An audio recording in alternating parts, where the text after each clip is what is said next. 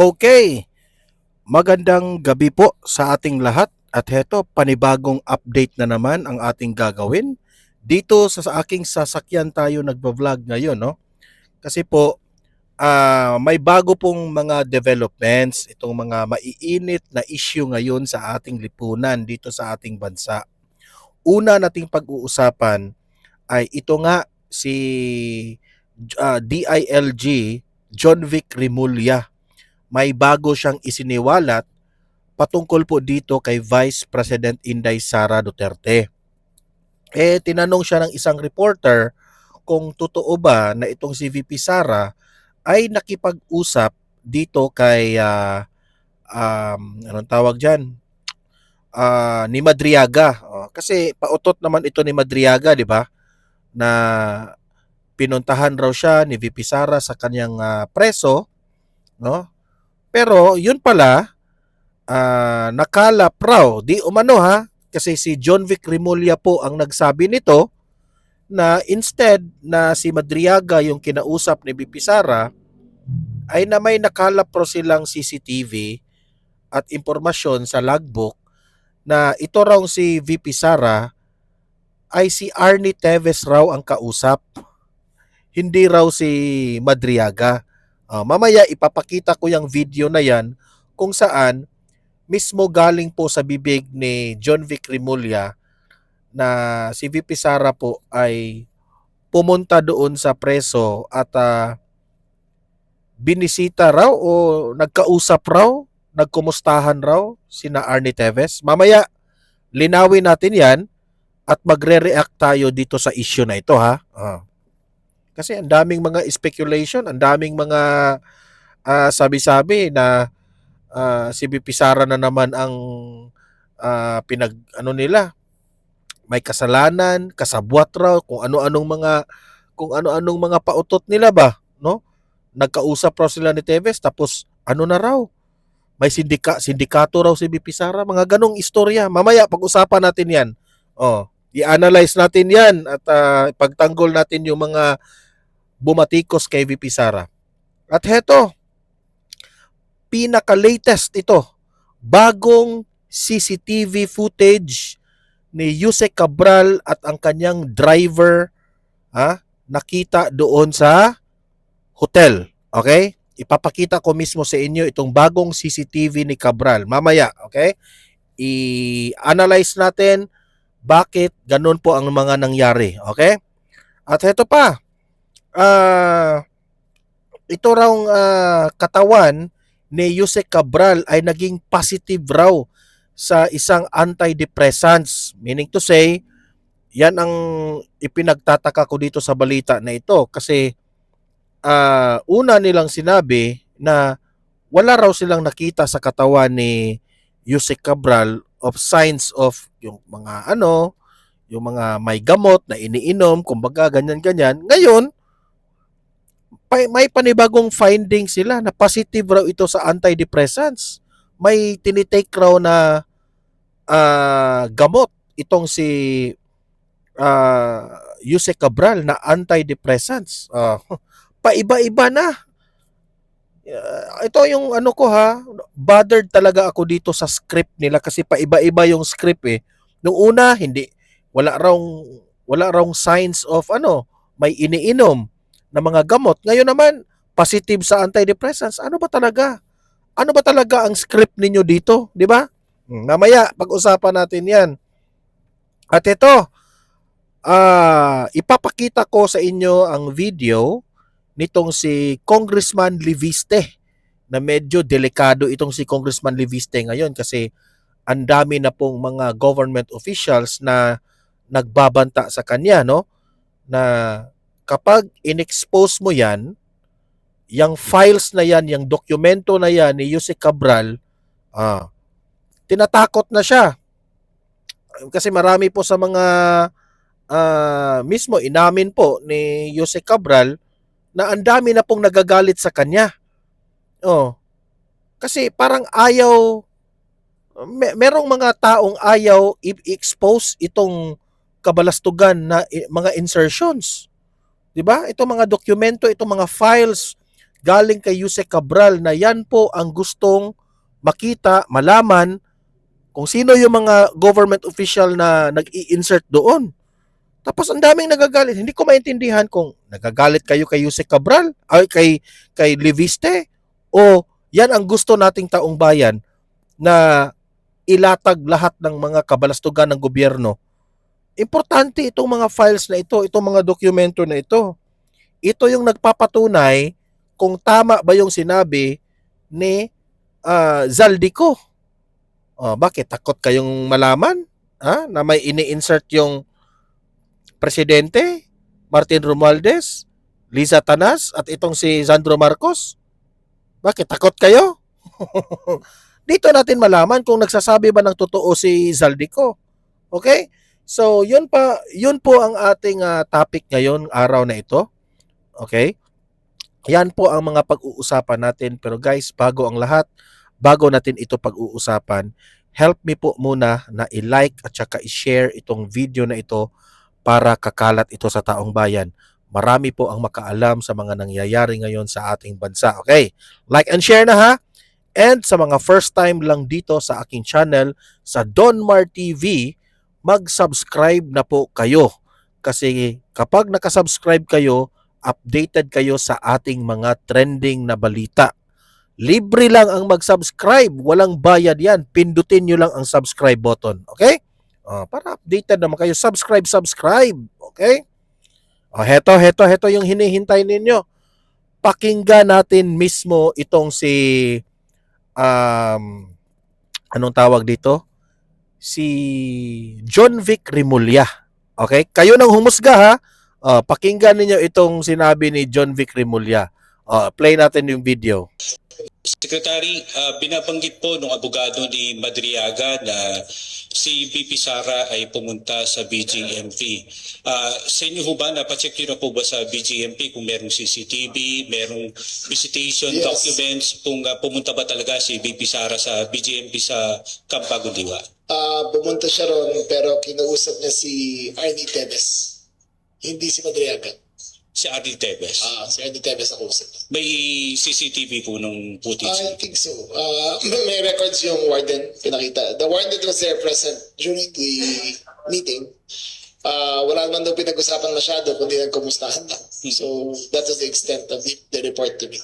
That was October 19? Tama ho ba? I think so, yes. Yes. Thank you very much po. Okay. So, eto ha. Secretary, Mismo si kinonfirm ni John Vic Remulla na itong si VP Sara bumisita sa preso. Okay? Pero anong tawag diyan? Kinonfirm niya na nagsisinungaling si Madriaga. So ano kano ngayon? Yung mga naniniwala sa script ni Madriaga, itong mga loyalista, itong mga dilawan, kayong mga naniniwala kay Madriaga, ito sampal ito sa inyo. Mismo na ang nagsabi si John Vic Remulla, kasamahan ninyo sa loyalista. Kasi tatakbo itong presidente sa 2028 eh. Kasi ito si John Vic Remulla, sa interview ni Karen Davila, parang nagpasaring na siya na he is welcome to run for president sa 2028. So meaning to say, ito yung manok o pambato ng mga loyalista ngayon ng Administrasyong Marcos. Bakit ngayon nilaglag ni John Vic Remulla itong si Madriaga, itong script ng mga loyalista? Pero ako hindi pa ako maniniwala kung totoo itong sinabi ni John Vic Remulla na merong CCTV, kasi sabi niya, I think so, merong CCTV at merong logbook doon sa warden, no? Na itong si VP Sara ay pumasok doon sa preso at nagkumustahan raw sila ni Arnie Tevez. Ako, sa totoo lang, posibleng totoo. Pero hindi pa naman kinonfirm ni VP Sara kasi wala pang statement si VP Sara patungkol dyan, no? Na totoo ba itong sinabi ni John Vic na nagkita sila ni Arnie Teves doon sa kulungan? At ang tanong, ano ang pinag-usapan nila? Ayon doon sa kapulisan, ayon doon sa mga warden na witness doon sa pagpunta ni VP Sara, ay nagkumustahan lang raw. Walang hot topic o any yung pinag-usapan, wala raw. Okay? Yun ang version nila ha. Kasi I don't want na maniniwala tayo kaagad because I don't want to get into the trap. Okay? Baka trap ito. Okay? So, dito sa Donmar TV, saka na tayo maniniwala dito sa mga sinasabi ni John Vic Remulla kung meron talagang video na nag-usap sila ni Arnie Teves. At ano yung pinag-usapan? Kasi kung totoo na nagkausap sila ni Arnie Teves, wala namang masama doon. 'Di ba? Kung ang tanong, Donmar, bakit pumunta si VP Sara doon? Okay? Anong kailangan niya kay Arnie Teves? Ano ang pakay niya doon? Anong importanteng matters na pinag-usapan o bakit nandoon si VP Sara nakipag-usap kay Teves?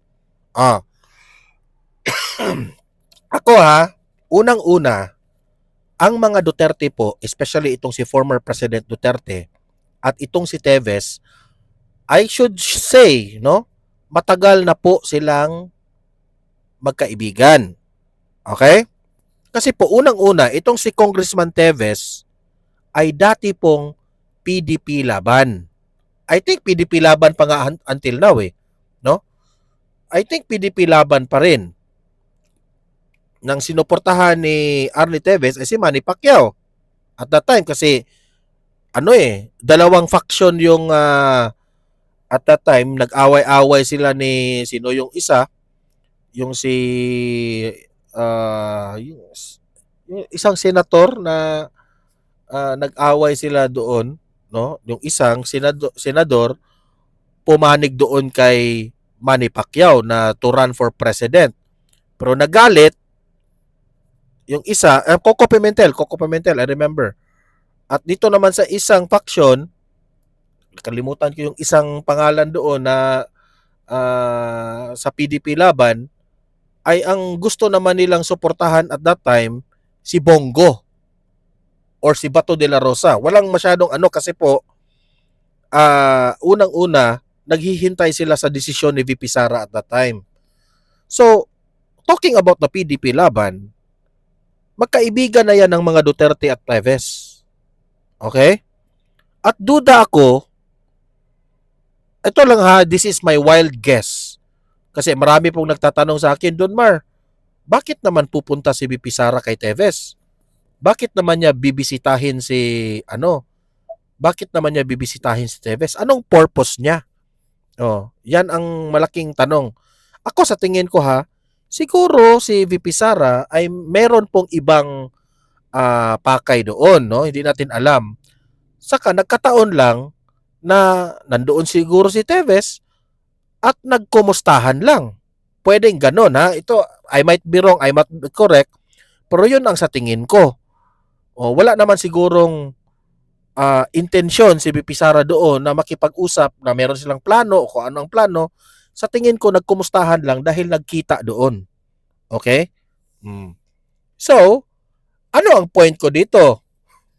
Ang point ko dito is, nagsisinungaling yung lawyer ni Madriaga. Iyak na naman ang mga loyalista dito. Yun ang point ko dito nagsinungaling.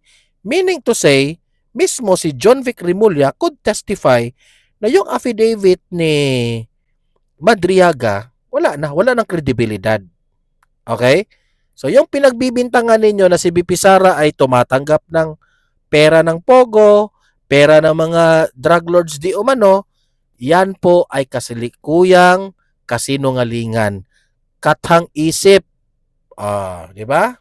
Yan, ganun lang kasimple. ang aking analysis dyan. Okay?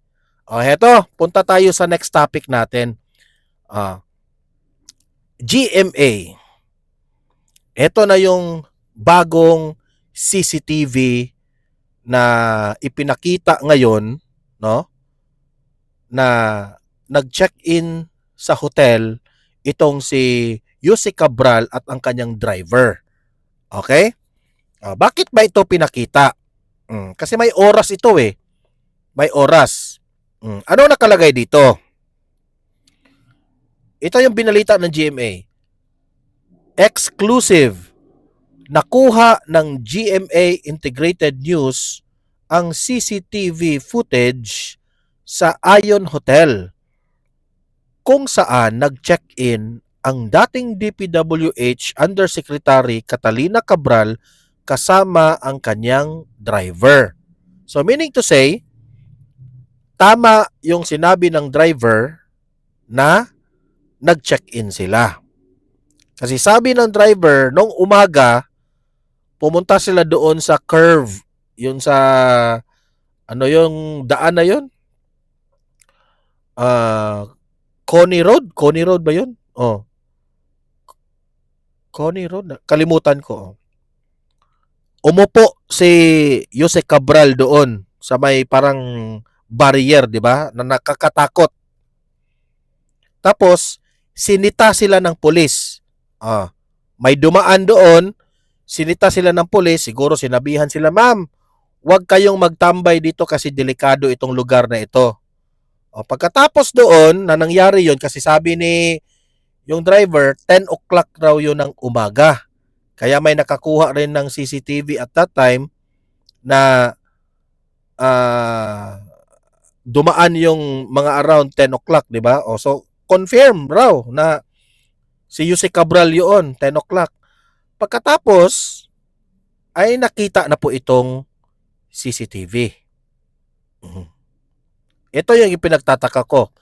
Sabi to, kaninang umaga, magkasamang nagsilbi ng supina ang NBI at pulisya sa hotel na nagbigay ng kopya ng CCTV bilang tulong sa investigasyon sa pagkamatay ni Cabral. So, pumunta doon ang mga authorities, nagbigay ng supina para makuha yung CCTV. So, ito na po yung CCTV.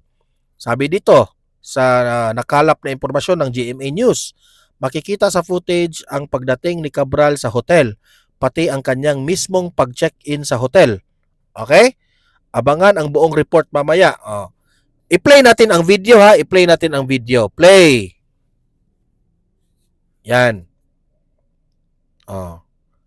Wala pa. Lalabas pa yan sa elevator. Ayan. Pumasok yung mga trabahante ng tapos nag-open ang elevator, ang lumabas si Yuse Cabral. Kasama niya ang kanyang driver. Ayan. I think naka-check-in na ba ito o lumabas na ba ito? Nag-check-in pa. Pumasok sila. Ayan, sa kwarto. Inopen ng driver. Ayan, siguro pumasok din si Yusek. At tapos diyan, may nakita sa labas ng hotel. Ayan. Okay, walang sound ito. Okay? So anong ipinagtataka ko dito? Sabi dito, December 18, 2025. Thursday. Okay? Thursday ito. Ang nakalagay po dito, 13-11-53. Kasi yung unang numero, yung 55, ano yan eh, parang ito, 55 seconds yan, di ba? Yung 11, minutes. Yung 13, oras yan. So ano ba ang 13? Ano ba ang 13? Ang 13 is, anong oras? 1. Military time yan eh. 12, after sa 12 o'clock ng lunchtime, 12, ang 1 o'clock is 13, di ba? 13. So itong video na ito, 1:11. 1:11. Ang tanong, ang sabi ni Yuse Cabral ang kanyang driver, 10 o'clock sila doon. 10 o'clock. So ang tanong ko, from 10 o'clock na nakatambay sila doon sa yung kung saan namatay si Jose Cabral, 10 o'clock, di ba? Meaning to say, from 10 o'clock, dumating sila sa hotel, 1 o'clock na. O, yun ang tanong ko, ha? So, that is around 11, 12, at least 3 hours. Okay, 3 hours. Okay, 3 hours. From malayo, 3 hours, di ba? Kasi Baguio eh. Nasa Baguio itong, hindi ko lang alam ha kung gaano kalayo yung kung saan namatay si Jose Cabral dito sa Ayon. Kasi anong nangyari from 10 o'clock to 1 in the afternoon? Yun ang tanong ko. Ganon ba kalayo? O may sinabi ba yung driver na kumain pa sila? Wala naman, di ba? So that is a question. Anong nangyari from 10 o'clock in the morning to 1 o'clock in the afternoon? O kasi I don't think na palabas sila sa hotel dito. Pa-check-in pa lang ito kasi nagdadala ng bag. O, tingnan nyo. Di ba? 1:11 in the afternoon. Pa-check-in pa sila. So, 10 o'clock sila doon, nagtambay sa delikadong lugar, yung may bangin, dumating sila dito 1:12. Ayan, may dala-dala pang bag. Di ba? That is 1:20. Nakapasok sila sa room nila 1:20. Nag-check-in sila. Okay? Tapos ito, hindi ko na alam. Sa labas po ito ng hotel. Anong oras ito? Wala namang nakalagay na oras. So, invalid yun, no? Ang tanong, ano sabi ng driver? 3 o'clock sila dumating o 3 o'clock bumaba ng sasakyan si Jose Cabral para umupo doon sa may barriers, no? Yung sa may bangin. At doon niya iniwan. So from 1 o'clock to 3 in the afternoon, 1 p.m., nandyan sila, naka-check-in. So, meaning to say, anong nangyari from 1 p.m. to 3 p.m.? Another question. Yan ang lilinawin natin. What happened from 1 o'clock in the afternoon? Yan. Ito, alauna, naka-check-in sila. Anong oras sila lumabas sa hotel? Walang naka-indicate. Pagkatapos, anong oras? Bakit ang sabi ng driver 3 p.m.? Tukma ba na 3 p.m. sila dumating? At doon na sunod-sunod ng sinabi ng driver na iniwanan niya ang bag na sa loob ng sasakyan, iniwanan niya, nagpagasolina siya, tapos bumalik siya, hindi na niya makita hanggang alas 8 na ng gabi nakita nila na pumanaw na si Jose Cabral. Ang daming oras na nasayang na hindi natin alam. Okay? Yun po ang aking mga tanong. What happened from 10 sa umaga hanggang 1 o'clock sa hapon? At anong nangyari from 1 o'clock in the afternoon to 3 p.m.? At anong nangyari from 3 p.m. to 5 p.m.? Diba? Yun ang question ko dyan. Okay? Siyempre, magtatanong ako kasi hanging eh. Diba? So, wag muna natin i-conclude na siya ay nagpakamatay. Diba? O na-aksidente. Kasi po, parang imposible. Anong purpose niya? Mag-check-in doon? Tapos, at the end of the day, tatapusin mo yung buhay mo doon? Wala, di ba? Nag-usap pa raw sila, masaya pa raw sila. Tapos sasabihin mo, depressed siya. Parang ang layo. Hindi Hindi ko talaga ma-connect ang istorya nila. Sorry ha, yun ang aking assessment dyan. Okay, so after that, lumabas itong balita na ito. Sabi ng GMA News, the remains of Department of Public Works and Highways former Undersecretary Maria Catalina Cabral tested positive, hindi sa polvoron ha, tested positive for an antidepressant medication. The Philippine National Police said on Tuesday. So ngayon, Tuesday ngayon. Pero nung sinabi nila noong Monday, 'di ba? Tapos nung yung Sunday, narinig ko na wala raw silang nakita sa autopsy na si Jose Cabral ay, teka muna ha, i-check ko muna yung December 18. Hey Siri, please show calendar. Hey Siri, open calendar. Calendar. December 18. Kailan ba Kailan ba namatay si Jose Cabral? Nakalimutan ko. I-check ko muna ha para natin. Kasi sabi nila at that time wala raw silang nakita na signs of may medication na ngayon may antidepressants na. Hindi sila consistent eh. Tingnan muna natin ha. Siguraduhin muna natin.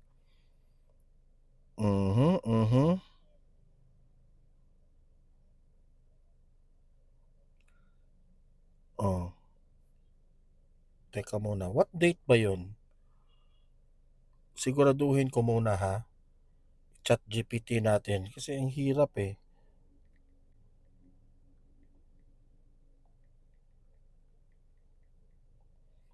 Ayan. December 18. December 18. Ano ba yung December 18 sa kalendar? Tama nga, December 18 siya namatay. December 18 is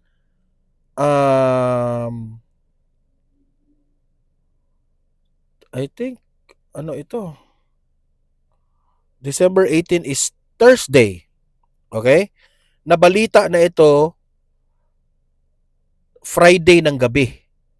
Kasi binalita ko ito ng Friday ng gabi, December 19. Pagka Sunday, pumutok ang balita. At sabi doon sa autopsy, di umano, wala raw signs na may iniinom siya. Bakit ngayon, December 23, nagsabi na sila na positive na sa antidepressant? So, ibig bang sabihin, paiba-iba ang script ninyo? Cabral's body positive for antidepressant drug, says PNP. Kasi ako nagdududa ako dito ha sa ginagawa ng PNP. Ako lang ha. Sorry talaga. Ipakita nyo ang Ako nagdududa ako. Duda lang ako ito ha na ito pinapalabas nila ngayon na positive sa antidepressants para matapos na ang kwento, para sasabihin na nag-suicide talaga si Jose Cabral. 'Yun ang ko ha. 'Yun ang analysis ko diyan. Kasi yung unang findings nila magkaiba dito eh. Ewan ko na lang. Kayo nang humusga ha, mga taong bayan. Anong masasabi niyo diyan? Eto, panoorin na natin itong si Congressman Leviste. Dahil dito sa mga files na nakuha niya kay Jose Cabral ay delikado na yung buhay nitong si Leviste. Ginigipit na siya ngayon. Okay? Pero he is very very brave, no? Na baka i-expose niya itong insertions ng mga kawatan sa gobyerno. Ito, papakinggan po ninyo si Congressman Leviste. Sir, pag walang go signal ang DPWH, si Secretary Vince, ano ang inyong Hihintayin ko po kung yung iba nating mga kasamaan sa Kongreso ay manawagan din na isa publiko natin kasi kanina lang sabi ni Congressman Terry Redon na ilabas na natin ang listahan. Kaya inilabas natin ang mga insertions ng Bicol Zero Party List na may 150 million pesos sa Camarines Sur sa dalawang mga roads sa Pamplona at sa Pasacao na nagkakataon ay ginagawa ng isang kontraktor na may pinakamaraming mga kontrata sa Camarines Sur na baka may kaugnayan sa Bicol Zero Party List. At ito po ay isang halimbawa lamang ng laman ng files na ito.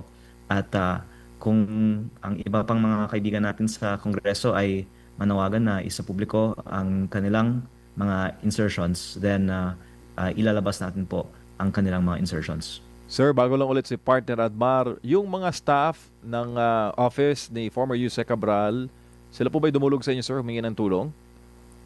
Hindi po. At ako po ay naaawa actually sa kanila kasi sila naman po ay mga simpleng empleyado ng gobyerno. Pero ngayon, Ako ito yung payo ko kay Congressman Leviste. Huwag kang matakot, Congressman Leviste. For transparency at kung meron kang pagmamahal sa taong bayan, i-expose mo yan lahat. I-post mo. Ipakita mo sa taong bayan because the Filipino people deserves to know the truth. Kung sino itong mga taong ito na mga kawatan sa gobyerno. Do not worry, Congressman Leviste. The people is behind you for this. Na-appreciate ka ng taong bayan sa mga ginagawa mo. Sa totoo lang. Kaya nga, sabi nila, Christmas gift itong si Congressman Leviste. Kung si Bongbong Marcos, promise na merong makukulong before Christmas, budol, walang nakulong. Si Diskaya na hindi naman part ng gobyerno yan. Ito yung tunay na hindi nambubudol, si Congressman Leviste. Ito yung pasalubong, gift ng taong bayan. Congressman Leviste, i-expose mo yan lahat. Huwag kang matakot. hawak nila ang napaka-importanting impormasyon. At kung ano yung pressure kay Yusek Cabral, baka to some extent ganoon din po sa kanila ngayon. So this is really serious matter, and I hope also why the public can understand bakit hindi namin gustong basta-basta biglang ilabas ito. Kasi kahit noon buhay si Yusek Cabral, iniisip ko kung ilalabas lahat ng mga files na ito, baka kung anong mangyari sa kanya. At nangyari nga po yun last week. Kaya sana po, in any case, maproteksyonan natin ang seguridad ng mga staff ni Yusek Cabral. Opo, Kong, si Admar po ulit. Tanong dito ng ating mga kababayan, dito sa listahan ba na may hawak po kayo itong galing kay Cabral, ay may malalaman na ba yung mga big fish o talaga yung pasimuno po dito sa naging sistema po dyan po, Kong? Yung 401 billion na allocable, hindi yun sikreto kasi alam naman natin yung mga district congressman ay may hawak ng certain amount of their district's budget. Pero yung 320 billion na outside allocable, kasama po doon ang mga projects na nakatag dito as leadership.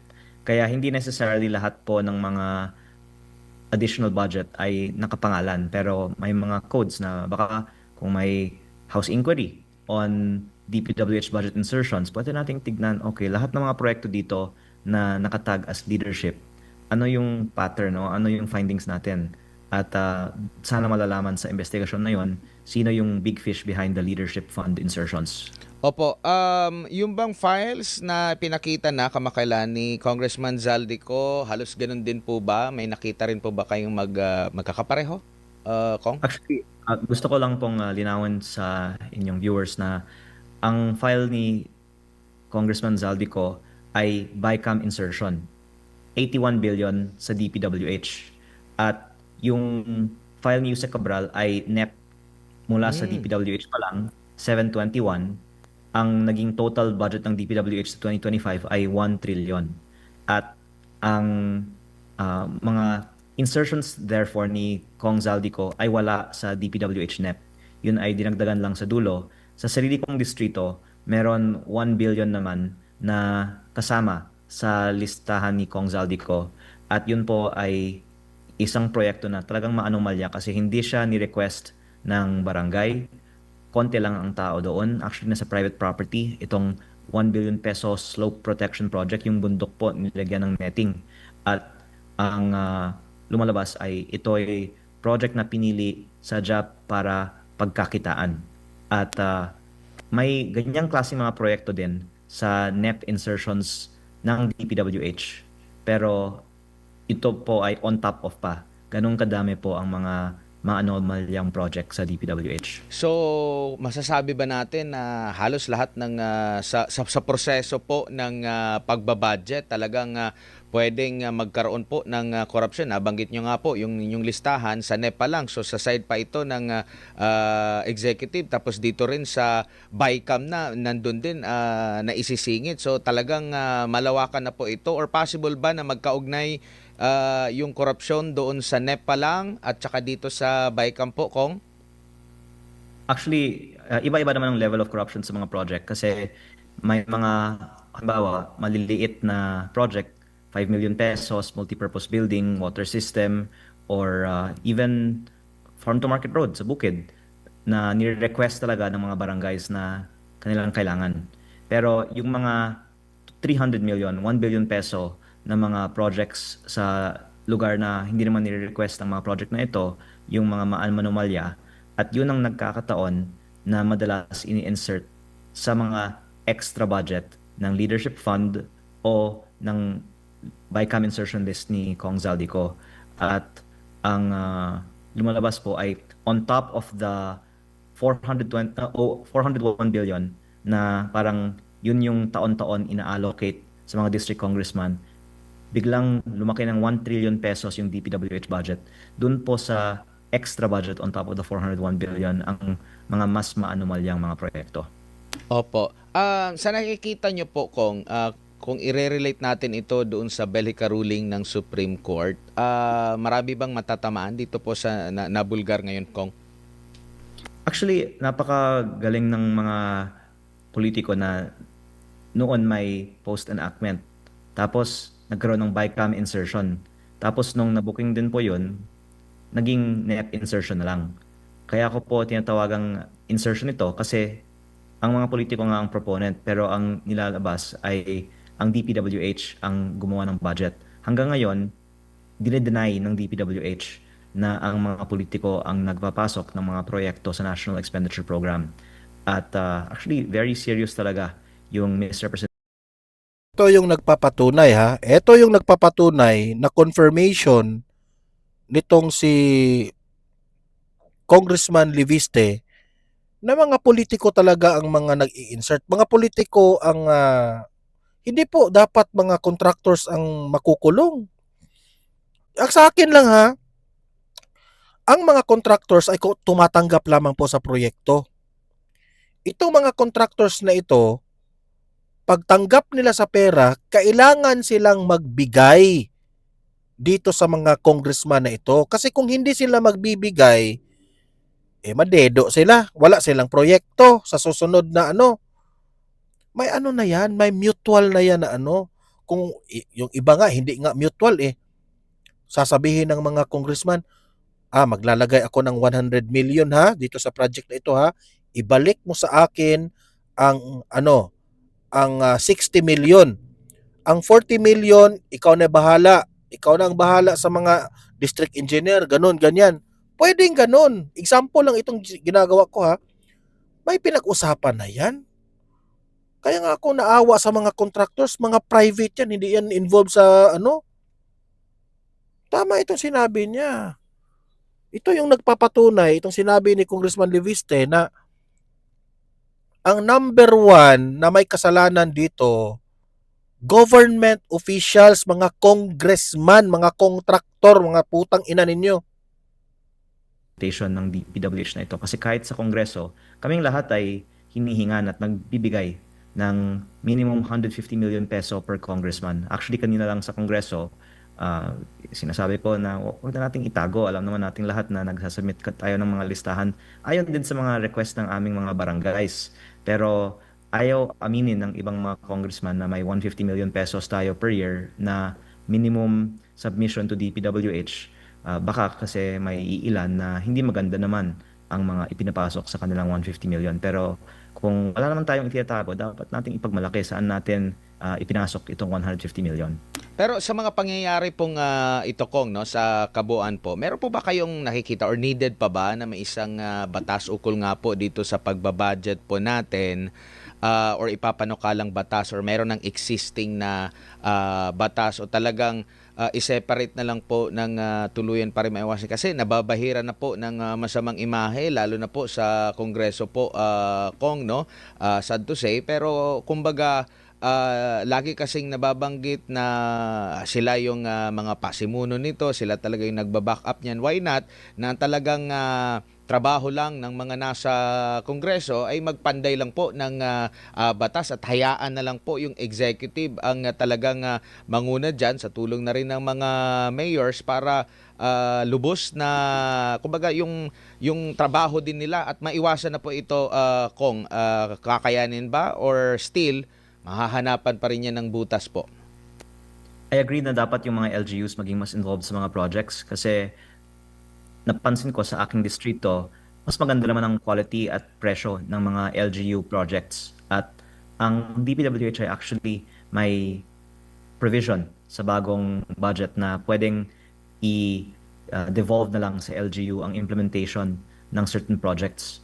Pero ito po ay at the option lang ng district at ang sabi ay karamihan daw ayaw na ang mayor ang gumawa kasi syempre pag sa mayor iba naman kaysa kung sa DPWH na hawak ng congressman at nakakalungkot po na yun yung Hindi naman mahirap intindihin itong sinabi ni Congressman Leviste. Ibig niyang sabihin, papapel kasi itong mga congressman na ito. Papapel sila. Sila yung gustong magkapera. Kaya nga, ayaw nilang mapunta sa LGU, ayaw nila ito mapunta sa mayor, kaya most likely, maganda po ang resulta ng mga mayor. Kasi kung yung mayor ang may hawak sa proyekto, madali kasing makita kung nagkukurap itong mayor o hindi. O kawatan ba ang mayor o hindi. Madali kasing makita eh. So, eventually, ang mayor, most of the mayors sa pagkaalam ko, magpakitang gilas yan sa kanyang mga constituents doon. Kasi kung merong proyekto doon, makikita yan kung sinubstandard o hindi. Itong mga garapal na mga kongresista nito, maggawa sila ng proyekto na doon sa malayo ng LGU. Like for example, sa Bukid, gagawa yan sila ng mga flood control doon. No? Yung walang masyadong tao. Parang walang makita. Tapos doon na nila, sasabayan na nila yan. It's either ghost projects nila or i-substandard nila. Yan ang kalokohan nila. Kaya, mas inuunahan pa nila itong mga mayors. Huwag na tayong maglokohan. Kaya nga, gumawa ka ng batas, Congressman Leviste. At sa mga nakikinig ngayon na mga congressman at mga senador, sana gumawa kayo ng batas na itong mga congressman at senador hindi na pwedeng mag-insert. Wag na kayong makialam sa mga projects na yan. Hayaan nyo na ang mga mayors dyan. Kasi yung mayor, sila yung may alam kung ano talaga ang problema ng kanilang lugar. Ganun lang kasimple. Wag na tayong mag-arte-arte dyan. Di ba? Anong masasabi nyo dito kay Congressman Leviste? Dapat lang ba i-expose itong mga congressman na mga nagpapa-insert? Ilatag nyo sa comment section, babasahin natin yan, yung opinion nyo Paki-like, paki-share itong video na ito para kakalat ito sa taong bayan. Subscribe and follow Sa mga first time dito sa aking channel ha, subscribe na po kayo. Libre ang mag-subscribe, walang bayad 'yan. No? Updated pa kayo sa ating mga balita. Okay? See you in my next video. Have a great day, have a great night. God bless po sa ating lahat. Mabuhay ang Pilipinas and God save the Philippines. Bye-bye.